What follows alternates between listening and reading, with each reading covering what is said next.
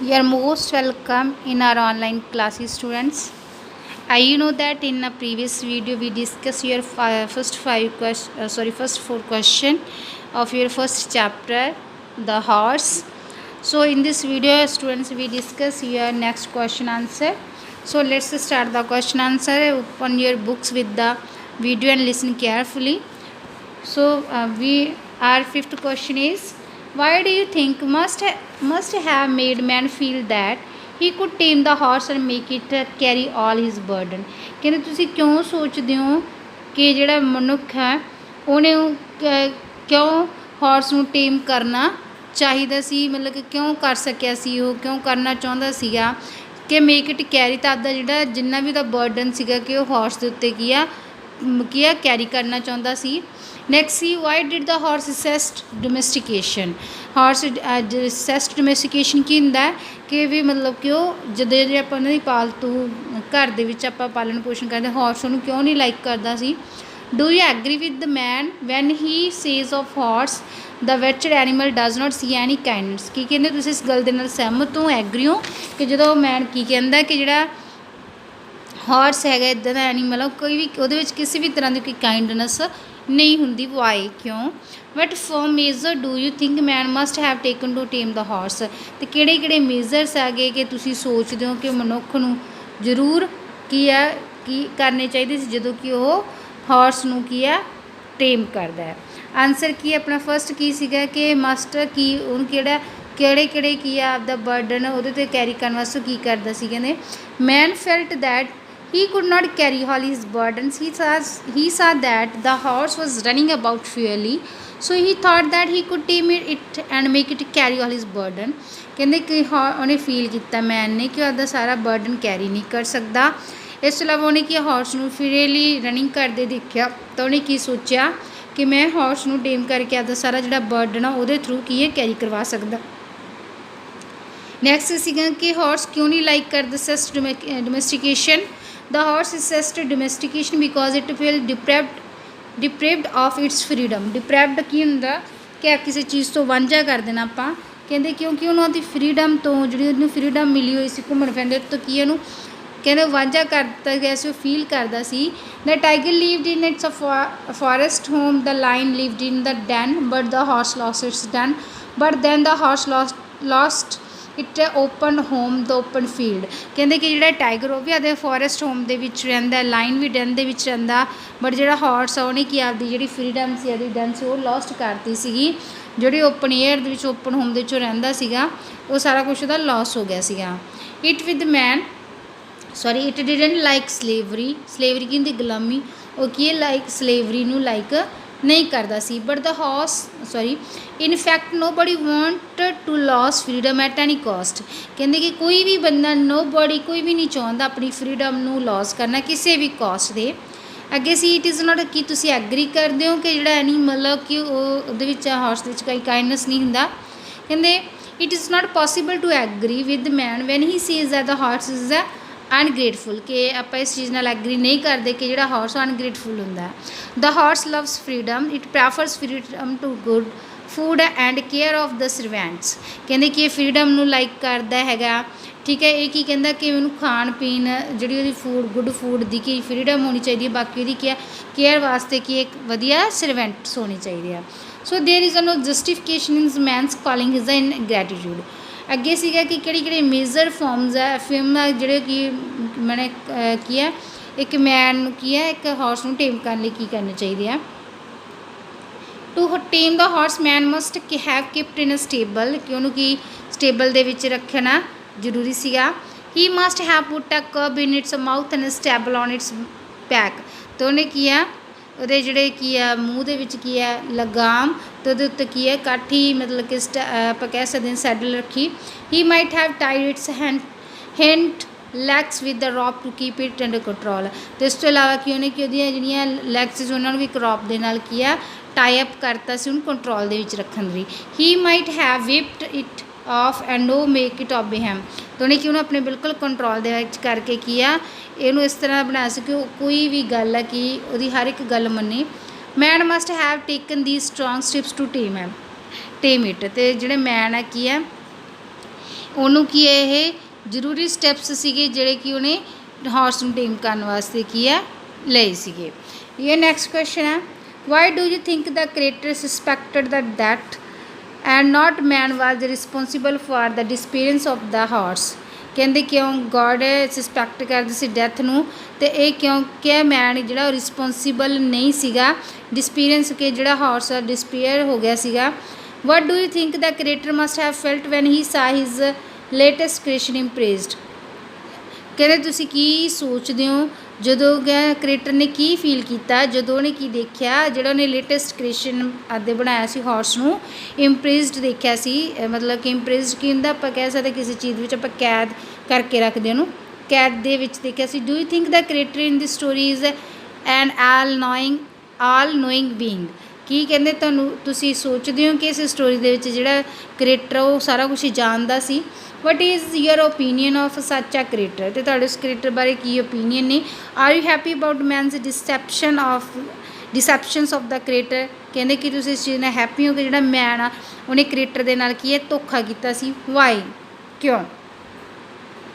Answer ਕੀ ਹੈ ਜੀ, the creator felt death to be responsible for the disappearance of the horse because ਕਿ creator ਨੂੰ ਕੀ ਫੀਲ ਹੋਇਆ ਸੀਗਾ ਕਿ ਸ਼ਾਇਦ ਮੇ ਵੀ ਜਿਹੜੀ ਆ ਹਾਰਸ ਦੀ ਡਿਸਪੀਅਰੈਂਸ ਹੋ ਗਈ, ਉਹਦੀ ਕੌਣ ਰਿਸਪੋਂਸੀਬਲ ਆ ਡੈਥ ਹੈ।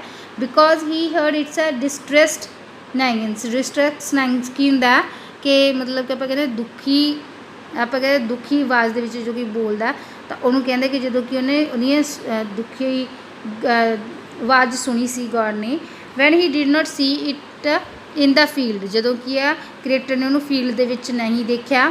ਹੀ thought that it had died, ਤਾਂ ਕੀ ਸੋਚਿਆ ਗੋਡ ਨੇ ਕਿ ਉਹ ਮਰ ਚੁੱਕਿਆ ਹੈ।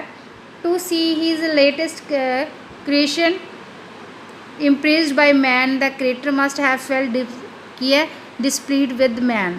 ਤਾਂ ਕਹਿੰਦੇ ਜਦੋਂ ਕੀ ਹੈ ਕ੍ਰੀਏਟਰ ਨੇ ਹਾਰਸ ਨੂੰ ਦੇਖਿਆ ਇੰਪ੍ਰੇਸ ਦੇ ਵਿੱਚ ਬਾਈ ਮੈਨ ਦੇ, ਤਾਂ ਉਹਨੂੰ ਕੀ ਹੈ ਗੋਡ ਨੂੰ ਕੀ ਹੈ ਮਨੁੱਖ ਦੇ ਨਾਲ ਕਿ ਥੋੜ੍ਹੀ ਕੀ ਹੈ ਨਾਰਾਜ਼ਗੀ ਹੋਈ।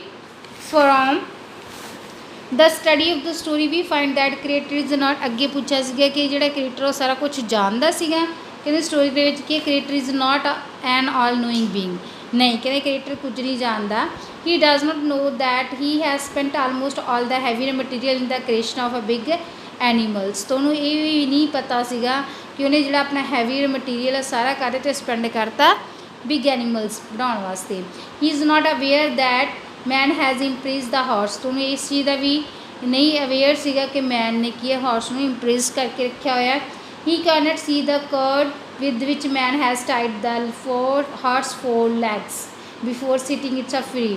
ਕਹਿੰਦੇ ਕਿ ਉਹ ਇਹ ਵੀ ਨਹੀਂ ਸੀ ਦੇਖ ਸਕਿਆ ਕਿ ਕਿਸ ਤਰ੍ਹਾਂ ਕੀ ਹੈ ਜਿਹੜੀਆਂ ਹਾਰਸ ਦੀਆਂ ਜਿਹੜੀਆਂ ਲੱਤਾਂ ਨੂੰ ਜਾਂ ਕੀ ਆ ਲੈਗਸ ਨੂੰ ਟਾਈ ਅਪ ਕੀਤਾ ਹੋਇਆ ਸੀਗਾ। We are happy about man's deception of the creator because it made him feel ashamed to think that he has made a limping animal। ਕਹਿੰਦੇ ਇਸ ਚੀਜ਼ ਦੇ ਨਾਲ ਖੁਸ਼ ਹਾਂ ਕਿ ਜਿਹੜਾ ਮਨੁੱਖ ਹੈ ਉਹਨੇ ਕੀ ਗੋਡ ਨੂੰ ਕੀ ਕੀਤਾ ਸੀਗਾ ਧੋਖਾ ਦਿੱਤਾ, ਕਿਉਂਕਿ ਉਹਨੇ ਆਪਣੇ ਆਪ 'ਤੇ ਕੀ ਆ ashamed ਫੀਲ ਹੋਈ ਸੀ।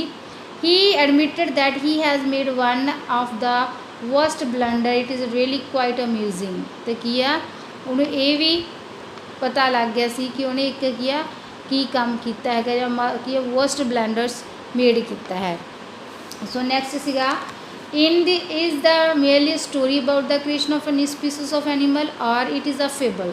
ਕਹਿੰਦੇ ਜਿਹੜੀ ਇਹ ਨਿਊ ਸਪੀਸੀਸ ਦੀ ਐਨੀਮਲ ਦੀ ਆਪਾਂ ਕੀ ਕ੍ਰੀਏਸ਼ਨ ਬਾਰੇ ਪੜ੍ਹ ਰਹੇ ਕਿ ਇੱਕ ਸਟੋਰੀ ਹੈ ਕਿ ਫੇਬਲ ਆ। ਫੇਬਲ ਕੀ ਹੁੰਦੀ ਹੈ ਇੱਕ ਮੋਰਲ ਹੁੰਦੀ ਆ ਕਿ ਜਿਹੜੀ ਸਟੋਰੀ ਤੋਂ ਆਪਾਂ ਨੂੰ ਥੋੜ੍ਹੀ ਬਹੁਤੀ ਕੋਈ ਮੋਰਲ ਮਿਲਦੀ ਆ। Why do you think so there are 4 characters in the story the creator man death and the horse.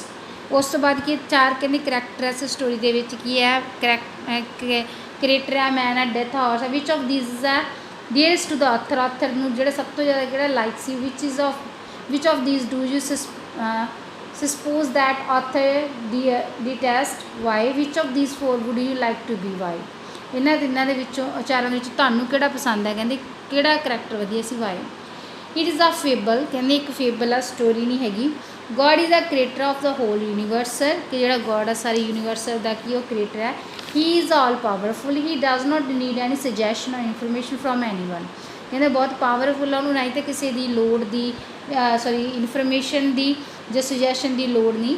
In this story, we are told that the creator consulted his assistant about the kind of material left. He could not see the rope with the which man had tied the horse 4 legs. ਉਸ ਤੋਂ ਬਾਅਦ ਕੀ ਕਹਿੰਦੇ ਕਿ ਉਹਨਾਂ ਨੇ ਕੀ ਤੋਂ consult ਕੀਤਾ ਸੀ assistant ਤੋਂ, ਉਹਨਾਂ ਨੂੰ ਇਹ ਵੀ ਨਹੀਂ ਪਤਾ ਸੀ ਕਿ ਉਹਨਾਂ ਕੋਲ ਕਿੰਨਾ ਮਟੀਰੀਅਲ ਰਹਿ ਗਿਆ। ਉਹ ਇਹ ਵੀ ਨਹੀਂ ਦੇਖ ਸਕੇ, ਗੋਡ ਇਹ ਵੀ ਨਹੀਂ ਸੀ ਦੇਖ ਸਕਿਆ ਕਿ ਜਿਹੜਾ ਮੈਨ ਆ ਉਹਨੇ ਕੀ ਆ ਹਾਰਸ ਦੀਆਂ ਲੈਗਸ ਨੂੰ ਕੀ ਕੀਤਾ ਹੋਇਆ ਸੀਗਾ, ਟਾਈ ਅਪ ਕੀਤਾ ਸੀ। He threatened man to set the animal free or he would give it teeth or claws like the tigers and in the end he realized his mistake। ਕਹਿੰਦੇ ਕੀ ਆ ਉਹਨੇ ਕੀ ਹੈ ਮਨੁੱਖ ਨੂੰ ਧਮਕੀ ਦਿੱਤੀ ਸੀ ਇਹਨੂੰ ਫਰੀ ਛੱਡ ਦਿੱਤਾ ਜਾਵੇ, ਕਿ ਹੀ ਵੁੱਡ ਗਿਵ ਇਟ ਟੀਥ, ਉਹਨੂੰ ਦੰਦ ਦਿੱਤੇ ਸੀ, ਪੰਜੇ ਦਿੱਤੇ ਸੀ, ਲਾਈਕ ਅ ਟਾਈਗਰ ਦੀ ਤਰ੍ਹਾਂ। ਬਟ ਐਂਡ ਤੱਕ ਉਹਨੂੰ ਕੀ ਰਿਲਾਈਜ਼ ਹੋਈ ਸੀ ਆਪਣੀ mistake. There are the reason why he believe that it is not a true story. ਤੇ ਤੋਂ ਪਤਾ ਲੱਗਦਾ ਕਿ ਇਸ ਟਰੂ ਸਟੋਰੀ ਨਹੀਂ ਹੈਗੀ, ਕਿਉਂਕਿ ਗੋਡ ਨੂੰ ਐਵਰੀਥਿੰਗ ਨੋਨ ਹੈਗਾ। ਉਹ ਕਿਸੇ ਤੋਂ ਕੰਸਲਟ ਦੀ ਲੋੜ ਨਹੀਂ, ਸੁਜੈਸ਼ਨ ਦੀ ਲੋੜ ਨਹੀਂ, ਇਨਫੋਰਮੇਸ਼ਨ ਦੀ ਲੋੜ ਉਹਨੂੰ ਲੋੜ ਨਹੀਂ।